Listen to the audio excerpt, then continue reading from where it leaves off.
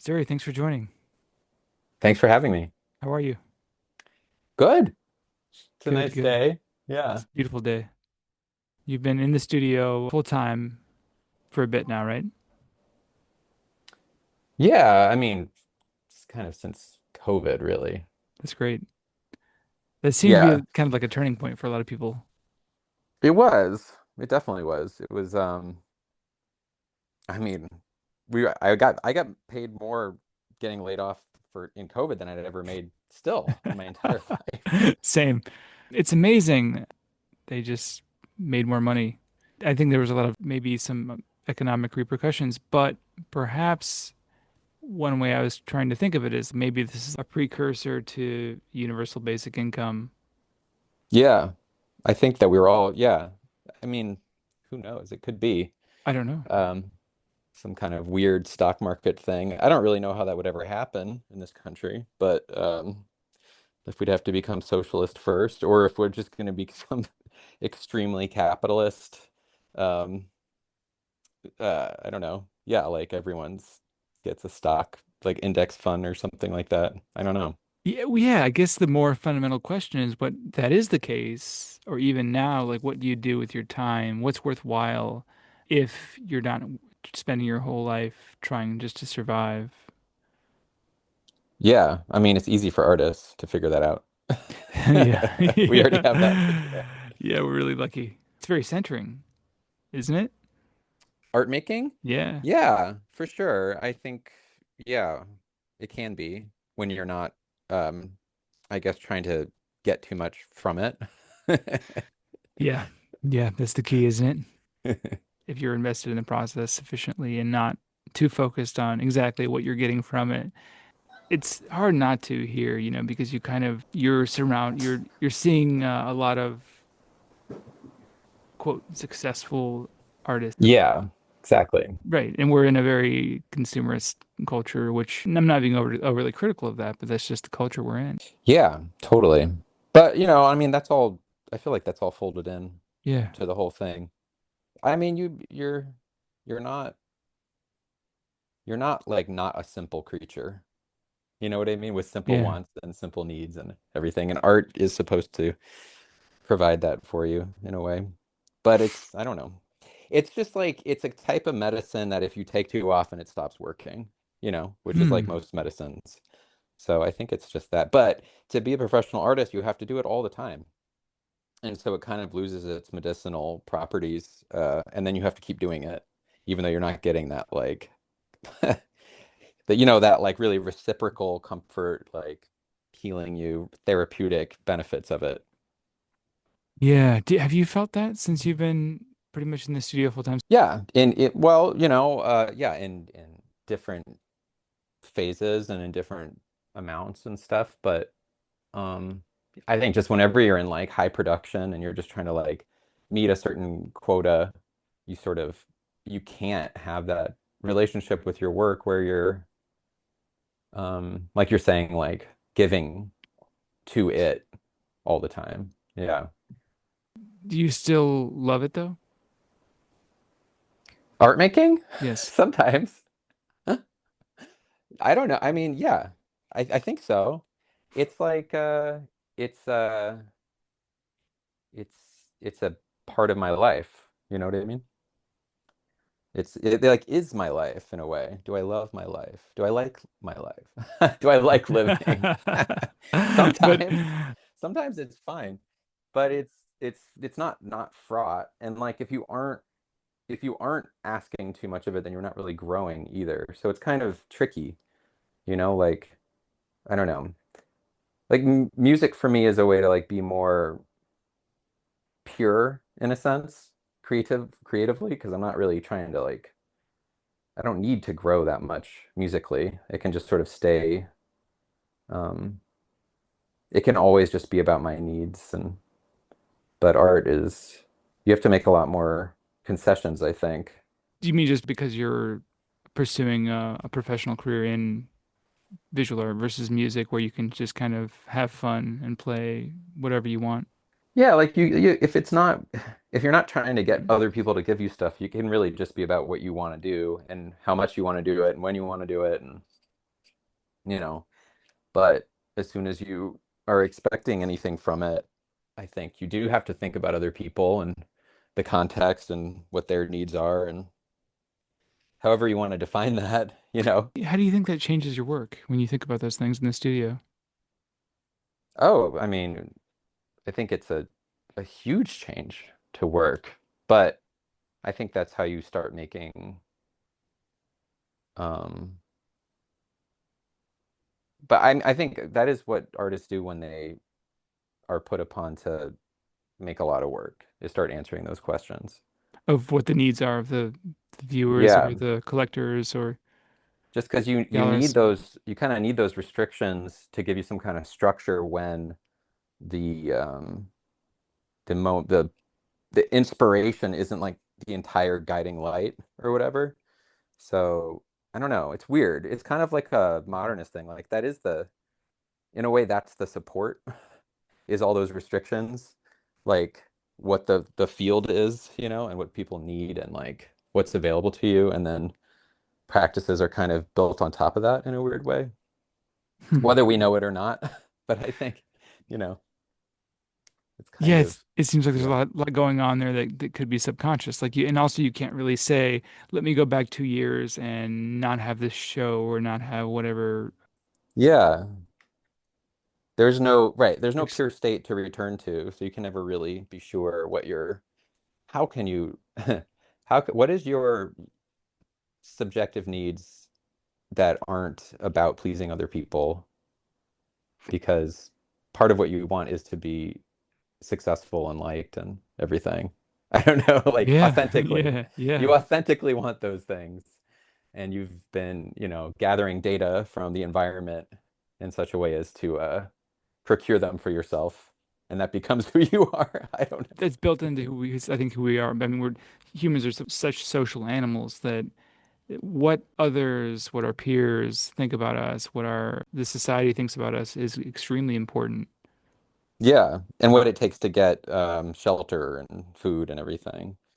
So, And you can think about the hierarchy of needs. You have to factor all that stuff in if you're trying to survive from your work, then yeah, well, of course you're gonna have to sell some stuff. And if this thing sells, then even if you say, no, I'm free, I can do whatever I want. That may be true, but there's a very deep yeah. social imperative there. Yeah. I mean, it can be right. Like it's like I'm saying, it could be generative. It doesn't have to be like just this like outside restriction. And I mean, uh, if you don't have any restraints on you put on by other people, then you're kind of like, I don't know. I don't know how satisfying it feels either to succeed. Like, how do you define success purely on your own terms in a way? And like, what do you do with a successful painting that isn't part of some social system or some Mhm. kind of distribution system or something? Well, right, right. Also, how would you know if it's successful? It would be completely up to you. And then one day you'd think it'd be successful, and then the next day you'd be sick of it, and it would no longer be successful. So, you know, Yeah, it's that's that's the problem. I mean, I'm sure you felt this way. Like you make something that's like a masterpiece, and you were like, I did it. And then you're like, now I have to make the next one. And then you just you're almost like held in check by the pressure of the last one. But it's not like, I don't know, it's not like they can all be masterpieces, and I don't know. I also just I think the longer we do this, you're like, what are my tastes? Do my tastes even really matter that much? I mean, most of them were just stuff I came up with while I was an undergrad, sort of scrambling to like uh have some kind of identity because we were supposed to have one. hmm. And then you carry that with you into, you know what I mean? Like Yeah. what is the thing anyway? I don't Yeah. know. Yeah, I stayed up in a monastery up in New Hampshire for a few days last year. One of the monks was saying that nobody's ever done an original thing in their lives. First, I'm like, wait a minute. And then you think more deeply about it, and you're like, oh, maybe that's true. But maybe you could. just change the definition of originality to being a synthesize. You're synthesizing the things that you've absorbed in your own unique way. Right. Which means that you could like choose to do it differently if you wanted to, versus like you have this sort of like inherent set of nouns that you're composed of that you aren't supposed to change or meddle with or whatever, because then you risk losing the self or something. Um, because if you're a synthesizer, whatever, to follow the metaphor, like you can change the you know what I mean? You can plug a different patch in or whatever. Like you have agency to sculpt who you are, but I think it makes everyone uncomfortable and makes me uncomfortable to know that. So I think that the idea of having restrictions that you're not allowed to change is useful. But some of them are so detrimental, I think, and they're so wasteful and they're so like limiting to people and not and like, make them have tiny little contexts or whatever. And I think trying to notice that in yourself and not have unnecessary rules that aren't useful or whatever, or like rules are important, but like certain ones you don't even know why they're there, actually. Like you put them in so long ago and you don't know the purpose of them, and I don't know. I don't know what I'm saying. No, Sort no, of no, like, no. I think you do. You're really getting at what we're talking about, which is there really authenticity right. and what are those now? But I guess for you personally, I want to back up a little bit. What are those nouns that you might use to describe yourself? That you've the identifiers. Artistically or just like as a Yeah, person? artistically, as a painter, as if you would describe yourself as that, or just an artist in general. I guess I would say I'm a biomorphic, abstract, painter, tailor or something now. Maybe we could just describe for the listeners your work, and maybe you could walk us through the process a little bit from start to finish, what you might do to make the piece and what it might look like in the end. Most generally, they're kind of like they're like pieced together shaped canvases that um, are in these like bubbly kind of abstract shapes. And then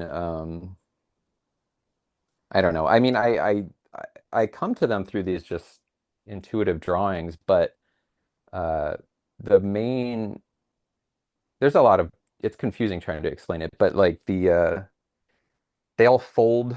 They were all the sewing Yeah. project started because I wanted to be able to store almost like an infinite number of work in my studio, so that in case no one ever wanted it, I could just sort of keep making them. So they're all made to like fold up to fit into this box that I can store many of, so I could have like hundreds of pieces in my studio because In the one in my box. well, in multiple boxes that could be stacked in my Yeah. sort of arrangement that I have, my limited, very limited space. Because yeah, both have home studios. So you're So married to the artist Jenny Lee. yeah, Jennifer J. Lee. Yeah, and she makes small paintings, so it's not so hard for her. But I always want to make things that are kind of almost at like my body scale, um, and bigger. So yeah, I mean that's why I liked sewing initially anyway, because it's such a strong way of like mending, putting things together. Like, but everything is capable of folding, because before I was doing more like stretched around thin panels kind of shaped painting.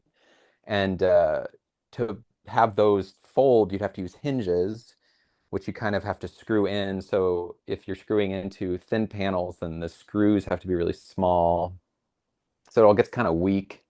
And then if you're putting multiple shapes together, you have to use mending plates. But again, it's just tiny little screws holding it together. So um, I was always thinking like, man, if I learned how to sew, I could put stuff together in a way that would be so efficient.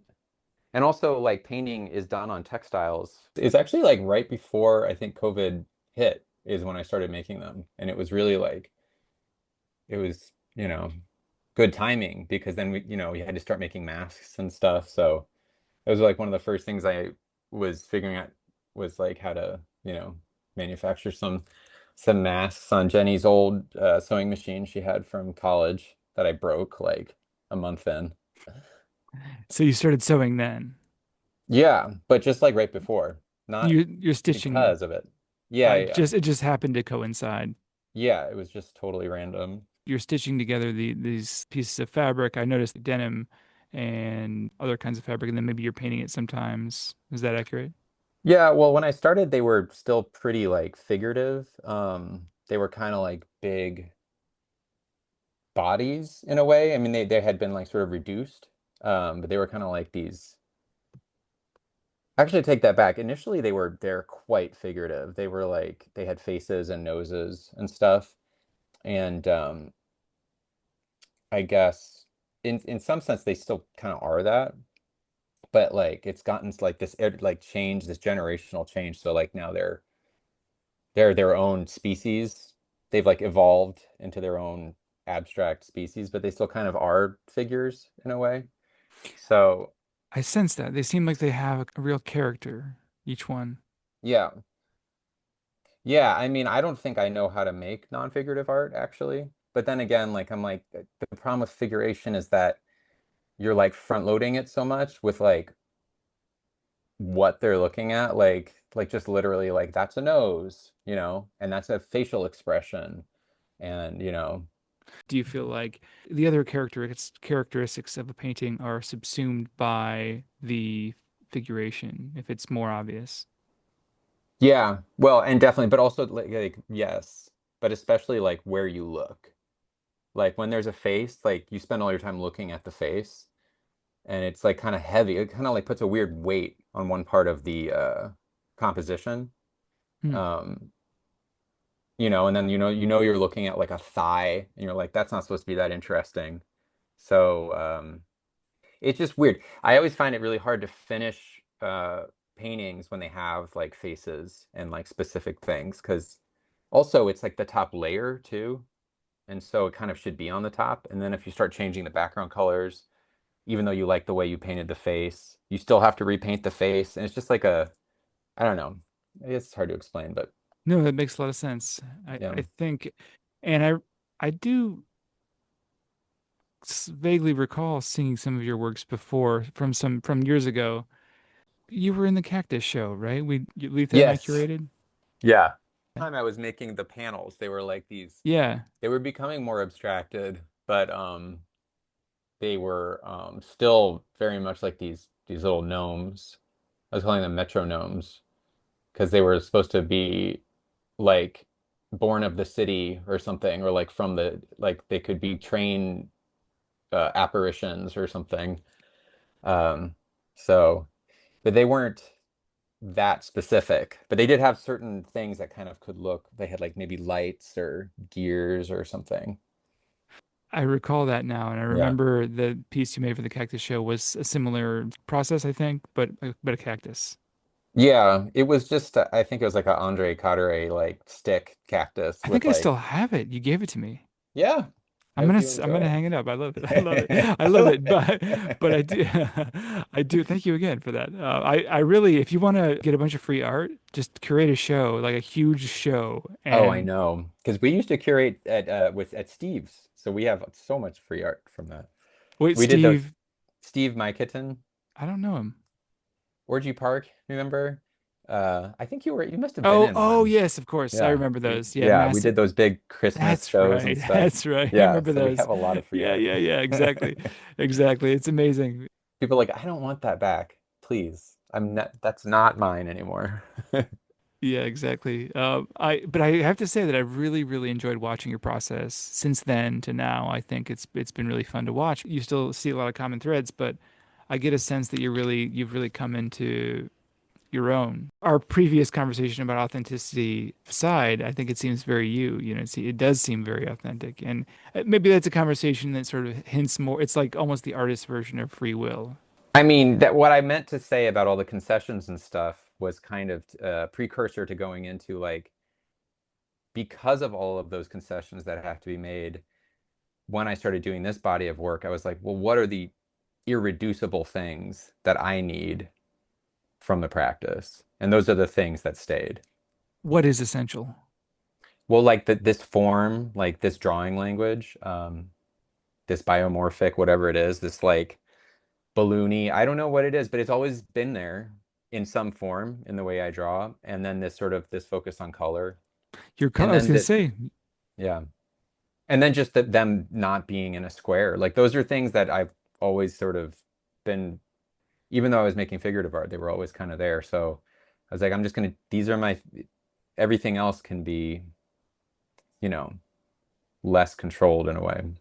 your color is very specific, and it's something that I definitely see that as being a common thread that's continued since I've known you. For me, there's something about your color that puts me into. Okay, so I just had a conversation with, you know, Richard Tinkler, Yeah. painter. Yeah, really Yeah. lovely conversation with him last week, and Oh, we were talking. cool. He was saying that he suspects that he was saying that every artist has a very deep connection to their childhood in a way that maybe that's the thing that separates artists from non-artists. And I see where he's going, and I agree, especially in that if you think of all children Hmm. as artists naturally, perhaps the ones that stay artists are the ones that retain something. We were born around the same time. You were born in 84, right? Yeah. The same year. And there's Oh, something, really? yeah, Oh, okay. it really speaks to me on a color level. Ninja Turtles, 80s culture, and Interesting. I don't want to get too Freudian on you, but I'm just observing that like I really respond on a color level to your Yeah, work, maybe because I came up at the same time. it could be. I mean, to me, I'm not obviously like referencing, although sometimes if I am referencing anything from like popular culture, it's just stuff that I see like walking around or something. Like I sometimes when we're walking home from Bushwick, we'll walk past the AutoZone on Wyckoff, and there's just something about the AutoZone colors that I really like. Um, That orange, yeah, like they're horrible, like gray, white, orange, red. They're just terrible. But the building is so, I don't know what. There's just something, there's a logic to it or something. I guess like I'm always trying to find like a logic, like the colors, there's like a snapping that happens when you get the colors to, I'm sure there's color theory terms for it, but it just sort of like pops into place or something. And i- yeah. in the moment when you're making it. Yeah, it's like a puzzle. And like when you shift one, like the, the hue of a color just a little bit, all of a sudden it like pops, like not in a harmonious way necessarily, but it could be harmonious, but in just kind of a cultural way, I guess. Like it triggers some kind of memory, I guess, some kind of confirmation or something. And you're like, I don't know what that is, but it's something. And then it's sort of like then the logic of that helps you figure out the rest of the colors in a way. It snaps into place, then it kind of Yeah, it's like forgetful. almost a language. You're like, I almost know what that is. I can almost say, oh, that's maybe Ninja Turtles, though I've never said it's Ninja Turtles. Though it could be. I don't know if I'm, emotionally well enough to accept that into my, Well, it could be one of those things where there's so much that you've absorbed in your life. Who knows what, yeah, I mean, there's stuff that's happening on the conscious level you're aware of, and there's so many things that are subconscious, I think, that guide our actions. yeah, um, yeah. I don't know. I mean, color is it's funny because like it's infinite and it can be anything, but then like anything, like you start to work with it enough and then you just have your favorite colors and your favorite pigments and I don't know, it's weird. It becomes this really like football teams, like people like identify so strongly with certain colors and certain color combinations, and then you start to do that, and then you start to get really limited and trapped in by these like sort of symbolic rules you've made and I don't know, it's strange. It's hard, but it's nice to find a different cultural sort of combination that you wouldn't do, I guess. Maybe that's what I mean by the popping. Like I never would have put gray, white, and orange and red together, even though they make sense in a way, but like it just seems so ugly in an art sense. But then to like use that, even though I never would put that sort of color sentence together, it sort of snaps you out of this weird tribal sort of culture you're creating for yourself without realizing it. So in a direct way, you might see some color combination walking around, some little moment here or there, and that kind of on a conscious level, you might work that Right. into the studio. Right. Yeah. And then some of that stuff is, who knows? I mean, these color combinations, they're so associative, almost like smells or something. Like they're just like, you know it. Like I know that's from something and it's deep but you can't necessarily say what it is. There's just this feeling of um I don't know. I mean, it's weird. I mean, in a certain sense, it's just like brand design or something. Like we're so inundated with all of these color schemes all the time, and they're really supposed to mean something. Like your favorite clothing brand or whatever. Like Patagonia is like a good one because they're nice colors. And like they put this like, Like a sunset color. yeah, whatever it is, like Yeah. yeah, they're nice actually. And when you see them in out of the context of Patagonia, you might be like, oh, like there's something familiar about that I like. But you wouldn't be able to say that's Patagonia, but it does that thing. That's what I mean. It's almost like it triggers some kind of like memory language thing, but then you don't have the signifier to attach to it. So you're just left with this feeling of, I don't know, nostalgia or something, Mm. recognition or something. You were talking about the economy of how you make your work now. Um, the folding, is that what you mean? Like the folding, storing and stuff? Has that changed how you just think about putting together a piece, making work compositionally? Yeah. It's like the first, it's like I was telling someone, like the first stage of drawing is just like the footprint of your studio or whatever. Like that's the first shape or whatever.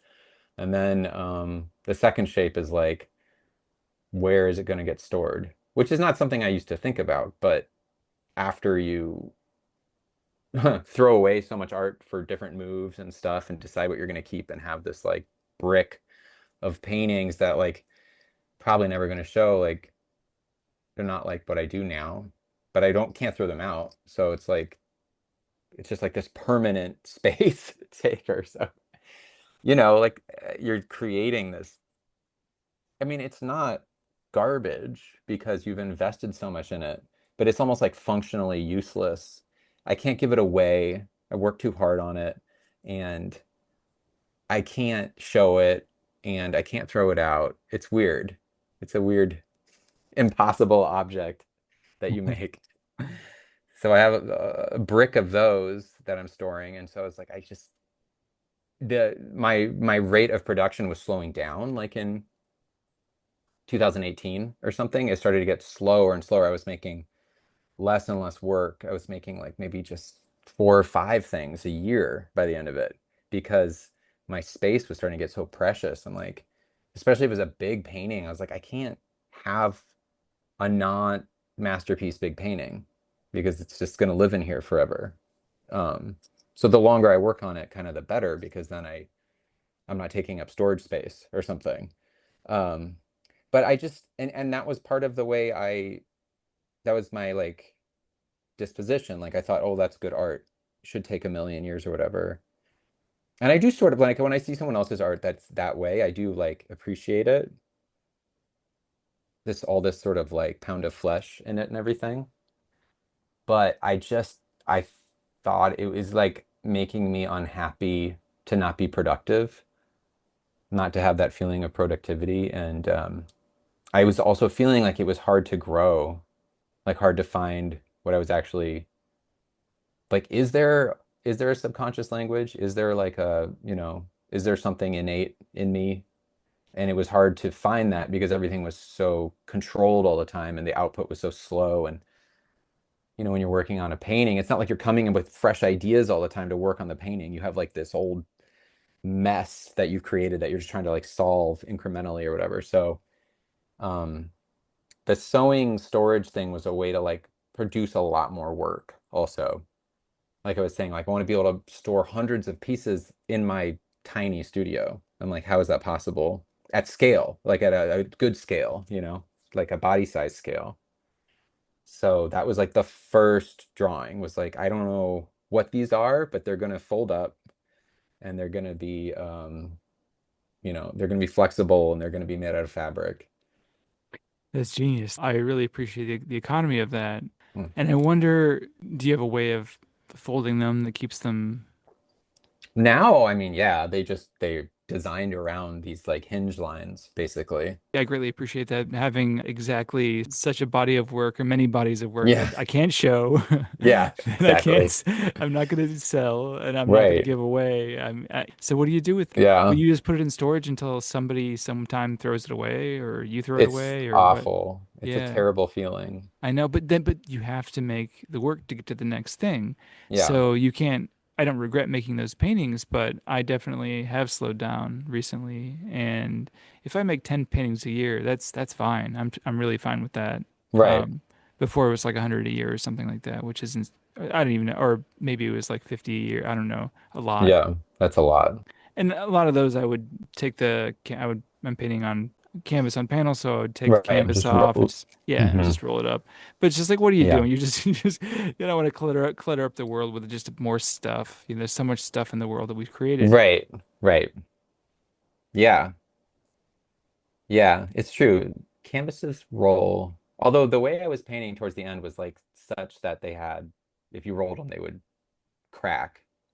So, So you couldn't uh, really store them that way. you really couldn't. Yeah. But also So, in general, once you take it off the canvas to roll it up, you're kind of saying, I'm going to throw this away later. yeah. I don't know. It's weird. It's weird. Yeah. You can't look at it.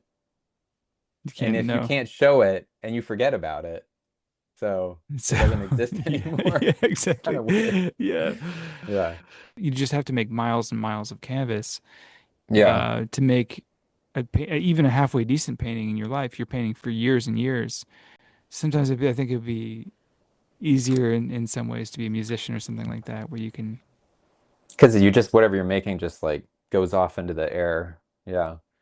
yeah. And I'm sure there are other issues there too. You have to Well, have the that's the instruments issue. and It's like, how do you make it not completely insubstantial, all your work? Then you have to record, which is like not, it's just this weird, it's so much different than taking a photograph of a painting. A recording of what you're playing is so much more artificial, do you especially record? what, oh, well, I mean, yeah, I mean, if you just do a regular recording, but I mean, the music that we're used to listening to now as music has nothing to do with like the authentic activity, the indexical activity of like the person making it. It's so removed compared to a painting and a photograph. It's like, is that even what you do? Because you're so like all the music editing software now, like you can just completely change it. It's like, anyway, it's kind of a tangent, but yeah. That's why I don't really try to pursue music too much. It's like the medicinal properties of music are like you being in the moment.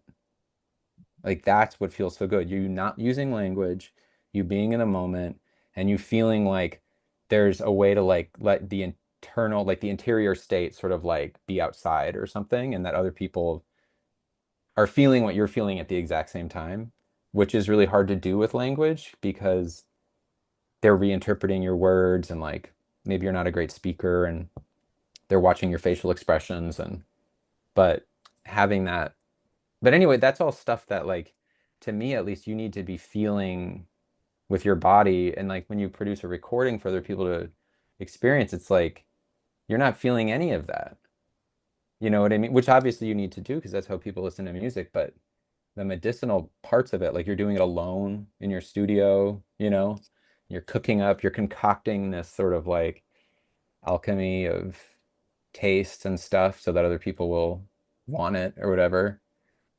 I don't know. It's uh not that satisfying. I mean, in a sense, that's what you're doing as a painter too, though. People aren't watching you like live paint, but I'm like, I don't need another practice like that where you're just sort of going into your cave and like trying to like crack this code or whatever. It's also highly compressed when you're getting it in digital form versus in an analog fashion. You're not getting like the vibrational quality of it. Well, yeah, but I just mean the person's not there to see you experience it, I guess. Like you're not getting, as the performer, you're not getting any of that medicinal quality, what I'm trying to say. when Like, you're recording. yeah, because you're it's about not being able to take things back and like having to like live right in the moment and sort of like have this, I don't know, like none of that stuff. Like you can't edit it. I mean, the I I mean it's not a complicated concept. It's just that it feels good to be free of all of those responsibilities, I guess, in a certain sense. And for me, music is a good way to do that. I think for musicians, probably they see drawing that way. So I don't know. Yeah, and you can't really force that Yeah. Like just this thing that your body does and then you don't take back, I guess. I mean, I guess artists talk that way about drawing too. in a way that you're just connected. You're not attached, overly attached to the product Yeah. And you're experiencing it as it's happening in instead real. of pre in real time, instead of like concocting it and designing it and then sort of like, sending it to this committee for approval in your mind or whatever, like that, what we do as professional artists, you know. So, yeah, but that's the problem is like then you do that and there's nothing, the feeling's gone and you're like, oh, that was good, but then you don't have anything to show for it. You try to record it and recordings never sound good. And if you want them to sound good, then you have to construct this weird Frankenstein like taxidermied thing, you know, and then show that to people. I don't know. They've all got their problems, the disciplines. But the brick of painting thing, I don't know. But it's like you're saying, like you have to produce miles of canvas to make a good painting. But then as you're doing that, you're slowing down because you have to store that. Um, it's, I don't know. I think that we're, I'm not sure like how it's possible, but I don't know that it's meant to be possible either. It's meant to like stop people, I think. You know what I mean? Because the people that can produce miles of canvas are the ones that they're part of some sort of distribution system where it's flowing, they're making it and it's leaving and stuff. And if you can't do that, then it's like you're not allowed to sort of develop that way in that sort of like highly iterative, like the work is like evolving and like carrying you along and um, in that natural progressive sense. And so for me, I was like, I'm not going to wait for somebody to make me part of this distribution system. I'm going to just make something where I can just produce miles of canvas, I guess, regardless. Yeah. That's brilliant. Instead of slowing down, which you Yeah. tried and you felt like you wanted to, it was hampering your creativity in a way, right? You found a way to make miles and miles of canvas Yeah. economical and Yeah. space Because I efficient. do think that you do need to make a lot of work to figure out what you want to do. I mean, it just takes a lot, and you need to be able to make a lot of work that you don't like too, and that'd be okay. It has to be okay to make things you don't like, and it's not so precious that it has to work and stuff, you know? So, I don't know. Um, but ironically, as soon as I started doing that, I got more opportunities, I think, because the work takes on that sort of veneer of production that's so important, to commercial art or whatever, not commercial art, but like professional art that gets shown and sort of tried to be sold to people. Saleable art. Saleable art, yeah, it Yeah. has that production quality, Yeah. which is whatever it is. I mean, it's good and it's bad, but it's like all the art you see has that little glimmer of, wow, this person made a lot of these. Would they still be making those if they weren't selling? And is there, I don't know. I mean, I think Yeah, they everybody's different. definitely wouldn't be, but I don't even know. What would they be I mean, making? everything's different. When the work stops selling, yeah. I mean, but then it's great too, because then you get time to slow down and think about, yeah, I don't think there's any secret or anything to that. I think that's exactly true. When everything's selling, the work looks different and it's less, it's just, I don't know, like it's emotionally different feeling, obviously. It's less, it's more like restaurant, like sushi music restaurant or something. It's like eat, eat, eat or something. Yeah. You just Yeah. feel it. And there's nothing like inherently wrong with that. That's just like that's what the person's doing is they're like meeting a production schedule. And that's it's like a certain stage of their, artistic career is when they're doing that. And then it slows down and you see it get more introspective again. And I think they're both probably too much of either one is not good. Like too much introspection is also super corrosive, I think. And like not and then obviously too much production and like sushi restaurant music is also sort of confusing ultimately. Like you get to a spot where you're like, I don't even know how I got here. Like what was I even, like the work was just making itself for so many iterations that you sort of like lost track of um the logic or whatever. You lost the The thread. You lose the thread, but you're still making the work. I think that happens all the time. But I don't think it's a sin. I just think that's what happens when too much is being asked of artists.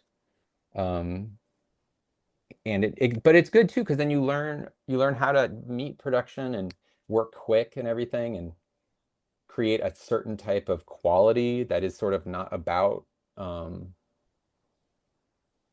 like I wouldn't say it's like empty quality, but it's like it's a type of quality that is required that you might feel like you're cheating using in a certain sense. But like if you don't have those skills, then like you'll just have a hard time being a professional artist. You know what I mean? Like a gallery I worked at, they called it like the maquillador, like putting on the makeup or whatever. Like that part of art is, I think, probably important even for artists whose work seems like they don't do any of that. There's always a little bit of like that refining end part of the work that is kind of inauthentic. And when you're doing high production, like you're spending more time in that area and you're getting good at that area, um, which is, I think, important too, because it has to get done. It always has to get done.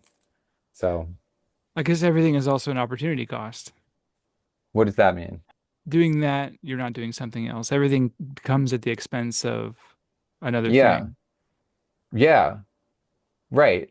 Too much of that is not good, but then too much of uh like I'm saying, too much introspection or too much laboring over it, that's not good either. So it's not going to be perfect. And given the opportunity, most artists will try to lean into production if it's being asked of them, I think. And in a certain sense, like if this isn't a kind of ideological, philosophical thing, if we're talking about it the same way you talk about like a studio musician, which I think is fair from a craft perspective, like artists should get good at production. Like it's weird that we're like privilege ourselves higher than like other types of craftspeople. You know what I mean? You're a professional artist. If you're getting paid to do it, you should be able to do it well and timely and stuff like that because not better than you're not better than a tailor and you're not better than a studio musician. You're not better than a leather worker or whatever, all this stuff. You are a type of craftsperson when you have that type of market and everything, you know? What I hear you're saying is that there's a nice sweet spot. There's a balance there. I think so. I think, but you can't just live in the balance, is I guess what I'm saying. Like you're going to overcorrect and you just have to sort of be okay with that and then go see where you are at that moment and then do it and then let yourself go back the other direction when it's time for that, I think. I think Hmm. being like flexible that way is better for your art so that it can have maybe it can't always be the perfect mix of like, thoughtful, introspective art making and, the right amount of demand or whatever. But when you have the slow times, then you can reevaluate. And when there's people asking too much of you, then you have the skills to meet the demand without the work. I mean, I think as much as people dislike artists that like reproduce too much, I think what they're also disliking is just that the quality goes down. That's my suspicion anyway. And artists, I think, that are able to keep up the quality as the production increases, I think we judge less harshly. And I think it's kind of a goal, actually. Um, and in a way it's kind of a nice thought because it's like I'm saying, it's like you're no different than other type of craftsperson. Or like a restaurant. I think a restaurant is a great analogy. Like just because a restaurant gets really big doesn't mean that the food is bad, but sometimes it does get bad when it gets too popular. And restaurants that are able to like find a way to like streamline their kitchen and train more chefs, more cooks, and more line people to all know what they're doing, like that's the mark of a really good restaurant that's going to survive, actually, And I think that artists, we all end up having to do that. We just don't talk about it. We don't like talking about it that way, but I think it's fair to talk about it that way, especially if you're getting paid to do it, you know? I think that's good. And then you see this historically, there are examples of incredibly high quality work at a high production rate. I mean, maybe they would just have bigger studios or something like that. Right. It's fresh in my mind right now because I just got back from Belgium, but I was thinking of Van Oh, Eyck, and I don't know if you've been to Brussels. I haven't. Jenny has, but I didn't Jen's get to been, go with her. yeah, yeah. Yeah. If you go, you got to go to Bruges and Ghent. Ghent is where they have the Ghent altarpiece, Yeah. Van Eyck's masterpiece. Wow. But it took him 10 years to make, but he had a huge studio, Right. and that thing is like HD. It's hyper real. It's insane. Yeah. It is completely insane. And speaking also, I was thinking of him when you mentioned artists being like craftspeople. Before Van Eyck, nobody really signed their paintings. Right. Also, it's the first like use of oil paint in the Western world, pretty much.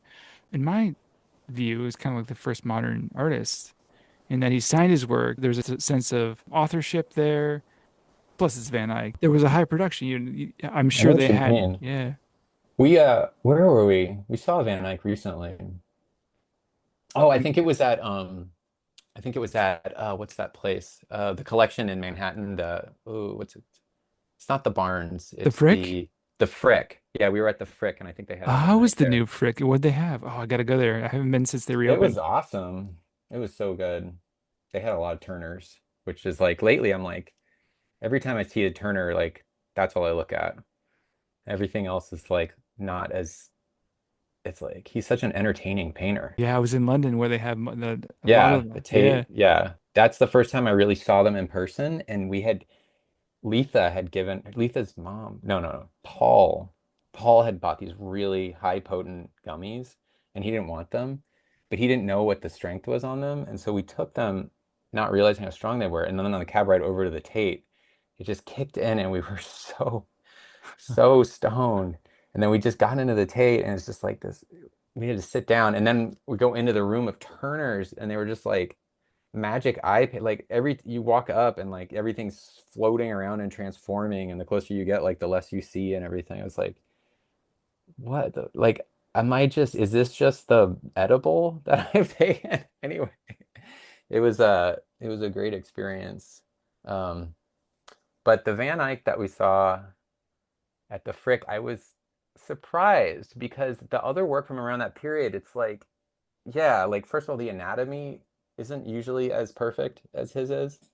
Obviously, the space, like he understands space like better than, yeah, like his spatial sense is weirdly accurate. And I guess that's maybe because of the whatever, the camera obscura or whatever they were saying, the David Hockney thing. You know what I'm talking about? Did Van Eyck use that? I think he was postulating there's the one, the couple with the chandelier Oh, the and it, Arnolfini portrait. It's in the yeah. National Gallery in London. And Yeah, if you look at the perspective lines on that, like how they're 1 point and people, I don't know.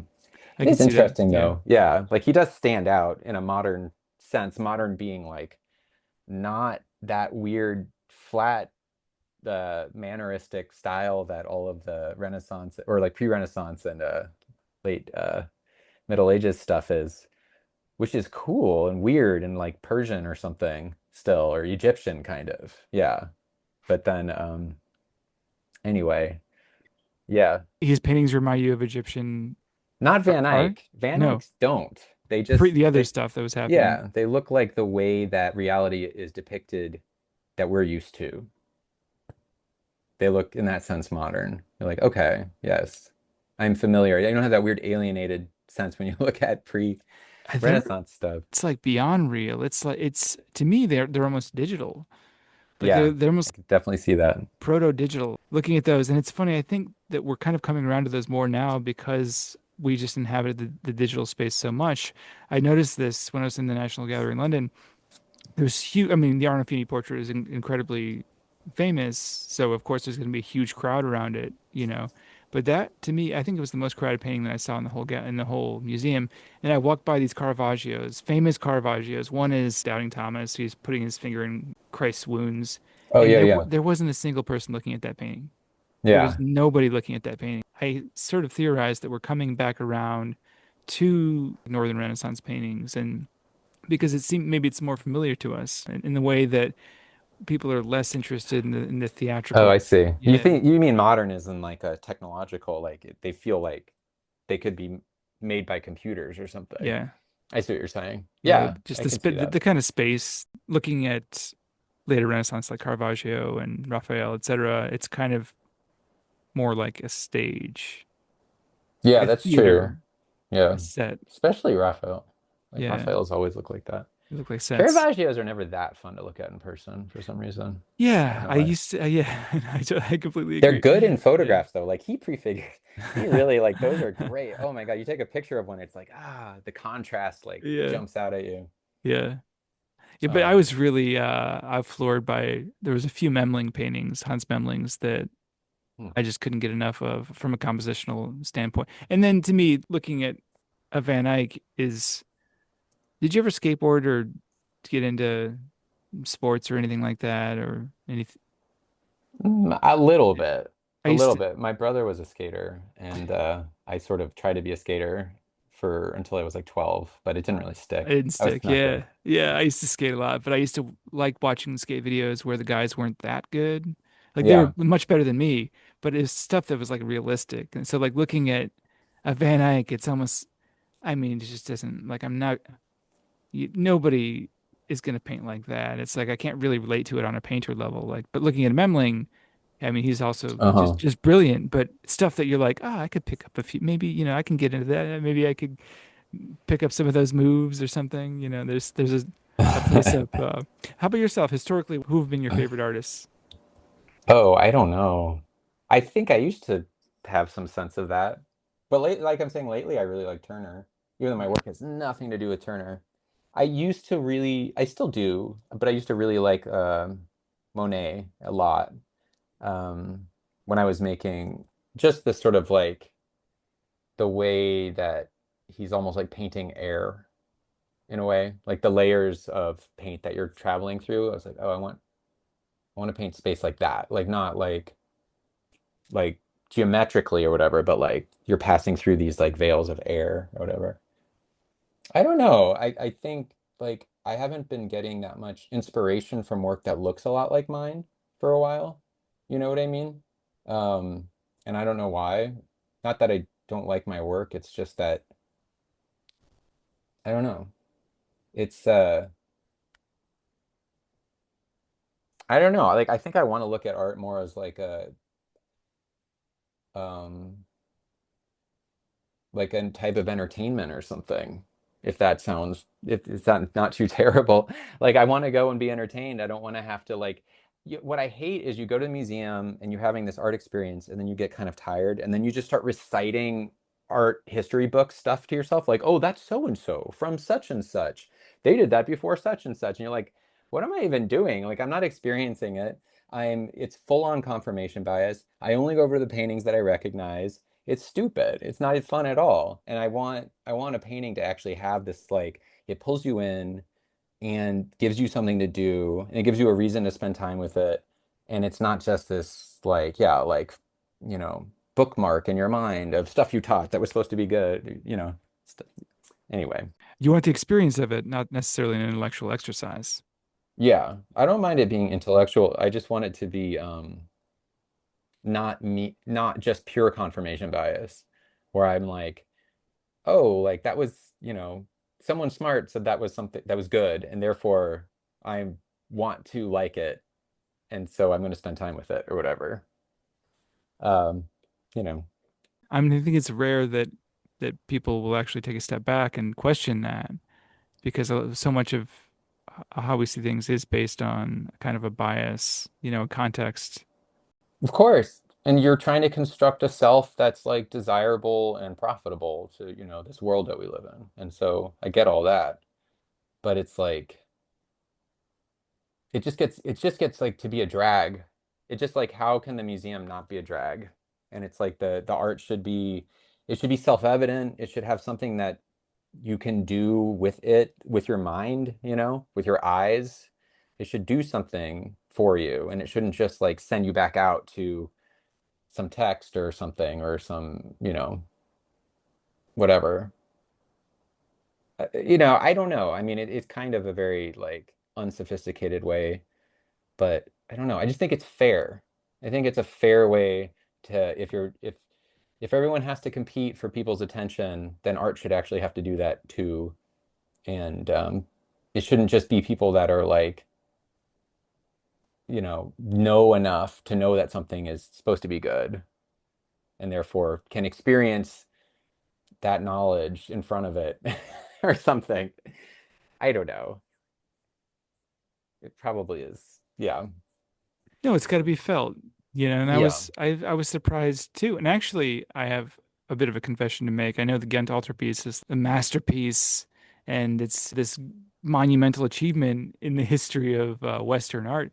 Yeah. But it was kind of cold, Uh-huh. and yeah, I thought you were because when Jenny was there with her parents, they were doing work on it and they had yeah, reproductions they there did. And mine instead. too. Yeah, yeah, yeah. For half of But it. they were they spent a long time just looking at the reproductions Oh wow! and But having was no the I whole don't thing reproductions?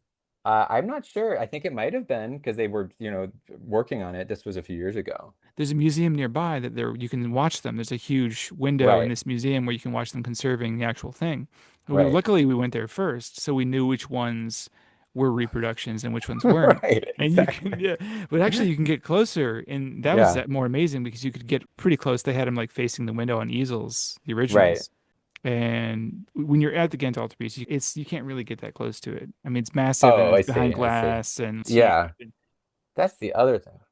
That is so annoying. That I Yeah, mean, behind glass, whatever. you're just Behind glass and varnish too. They varnish the shit out of these old paintings. Like, what are you even looking at? You go there, you can't even see it. Like these days, it's well, you almost can't like, feel it.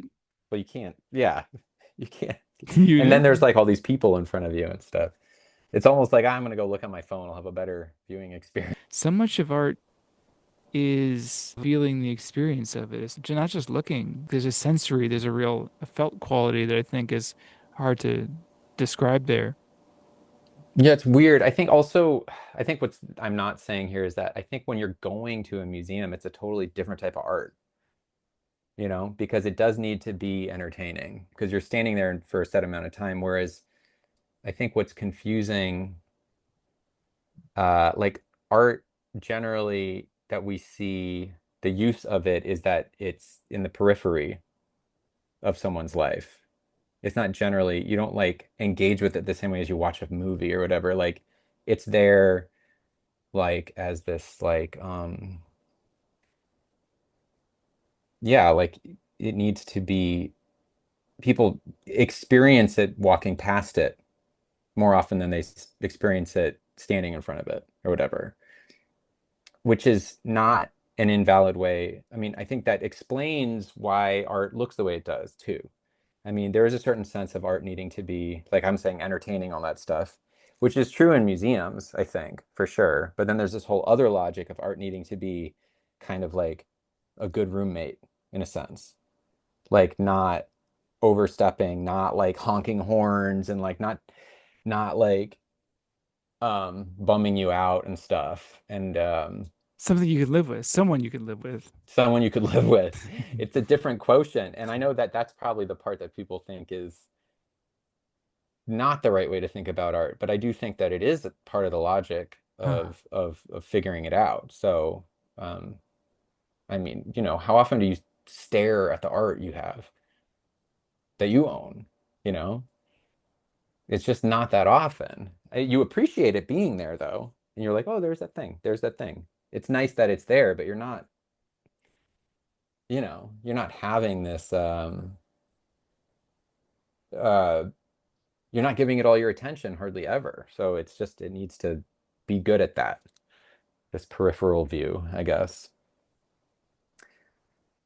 Yeah. That's really well put. I like that. You wouldn't necessarily want to live with J-Lo or somebody. You might want to go to a concert and see her in that context or someone Yeah. else. Do Yeah. you have J-Lo playing all the time? No, but it's not the same form. If you had to have Yeah. music playing all the time, you would obviously choose like Brian Eno or something, or you know what I mean? Something ambient. Yeah. Yeah. And art just happens to be like an ambient object. Like I'm sorry, it just does happen to be that. As much as it's all the other stuff, it does also because it doesn't go away. You don't just unveil it. Ah, look at my art. It just sits there when you're done with it, and then it's just like still there, lingering. Well, it's a living thing, isn't it? Yeah, I mean, in that sense, it's like a plant. It's like, whatever. I mean, it's not a plant because it's not changing. It is. But it kind of is. I had also had this other realization Yeah, with the Ghent altarpiece. It's been in conservation for years and years. It'll be another few years before it's, quote, done. But one panel was looted in the 30s by the Nazis and never came back and was destroyed and was lost. Other ones, there's like damage from World War II when it was kept in a mine, a salt mine. right. And the one panel that you could tell it wasn't him that painted it because it's kind of clunky a little bit, but it's Yeah. a living thing. The piece, it's changed hands in various empires that no longer exist, and just in the same way that language, that nobody speaks Latin, nobody even knows what Latin sounds like. Language is a living thing. The whole thing, everything is constantly changing. Language is like the most like that's like I feel like us, like what we are is language, like we're bodies with language in it or something. I mean, you are more language than you are like your digestion or your whatever, your vascular system. You have to be really careful the way what language you absorb, what language you use. Yeah, I think it's crazy how mimetic we are, and that's part of the reason we are so fixated on authenticity because it's actually crazy easy to change, and it's like freaky, Yeah. and it's become like this weird taboo in culture to like people are changing, and you're not supposed to, but um I don't know. It's interesting. And I feel like the AI thing is like making part of the hatred of it is how you're like, yeah, it's learning that way and it's kind of an artificial way. But then you're like, it's hard to say that that's not also the way that we learn things is just by massive amounts of, information coming in that just you're remembering and parroting to a certain extent that's becoming you. So I think it's like, I don't know. It kind of like for a while there, it was almost like a religious conviction I was having about language. And I still believe it. It doesn't really matter, but it's like, it's a big, it's like we're ants or something, and like language is the ant colony. So you see language as kind of the ruling force of the universe, or at least for us. Well, I mean, like, what do they call it? Because like ants and bees, like they're the type of organism that's made up of all these little organisms. There's a name for it. I can't remember. But like you can look at the ant colony in general as like one organism because Hmm. of there's a name for that. And when I was thinking about this, I was realizing how that must be true of humans too, because there's so many of us kind of all working together. And it's not like the individual ants are aware of the larger project that the queen has for sending them out. They don't know why they're being rewarded and why they're not being rewarded. They're just out on their like, you know, tunnel journey or whatever.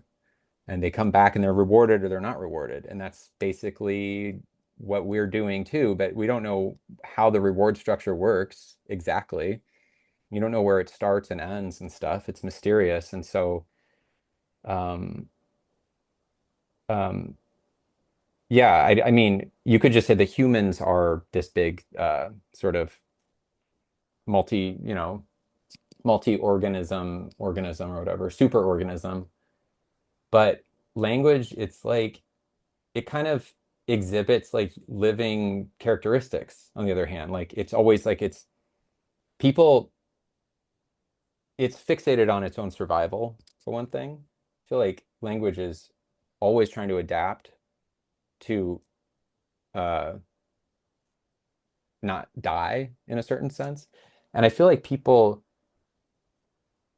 this is kind of a utopic thought, but like I think that people not speaking the same language and feeling like their language is being threatened is actually like one of the more uh like that's a big part of the reason for wars actually is just language. And we call it culture and maybe religion and stuff, but I wouldn't be surprised if it's actually more like dialect and language that they're really noticing changing, and being afraid of like it being lost. And in that sense, people are like working at the service of this like weird rhythmic pattern. Like they're just weird. Languages are really weird when you start to like pull back and just sort of not take for granted that we all just use language and think in terms of language. But like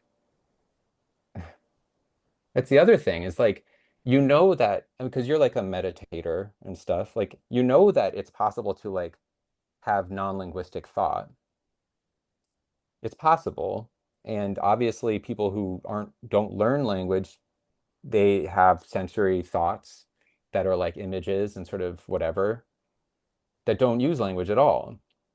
And it's so difficult to not have language thoughts, on the other hand, which is really strange, I think. Um, like, and the language, it's all external. It's like the inside of you, like, and when you think of like your internal thoughts, like your thoughts, you think of that as being like the most internal state. And yet it's just words that are kind of like they really are almost just passing through your head or something. Like they can't be in there, the words. They don't. Does that make any sense? I'm starting to like lose my train of thought here. I think it was Jack Cornfield asking the question of who are you? Are you your clothes, your friends? Are you your thoughts? And in a lot of traditionally in Buddhism, what are the senses? Thought has been considered to be a sense. Hearing, sight, Yeah. touch, taste, and smell. And then the Yeah. sixth would be thought. So that's interesting. That's something in the West we never consider. You just consider that your thoughts are you. But I think if you zoom back a little bit, you'll see, and just to your point, what you were saying, like it's external to you. These Yeah. I mean, there can't thoughts. Yeah, be anything. You can't speak a language that other people, you, it's not language exactly. if other people it can't be yours, like by Right, definition. right. So it That's can't be good. you. That's It's good. weird. I've always been really struck by language, the way it changes before our eyes. If you talk to somebody in their like teens or 20s, maybe from a different culture, slightly different from you, like a city kid or something, it sounds like a different language. You know what they're saying, but Yeah. you can see it start to drift, right? I mean, especially now, and I don't know if it's just because of TikTok like aggressively trying to get them to speak in the new like Gen Yeah. Z speak, but it's like really marked, and maybe we were just experiencing it now because before it was just in schools and we weren't seeing it. But like just all of like the weird meme uh things. I can't even think of any right now, but like yeah, it feels like they're very consciously constructing a generational dialect so that they can speak it to distinguish themselves from like the previous generation. Interesting. Yeah. Yeah. Wow. Well, Zuri, I don't want to keep you too long, so I want to ask if there's anything else you want to add before we go. Oh man. I feel anything else to add? No, I don't know. Not necessarily. This has been fun. It's been great.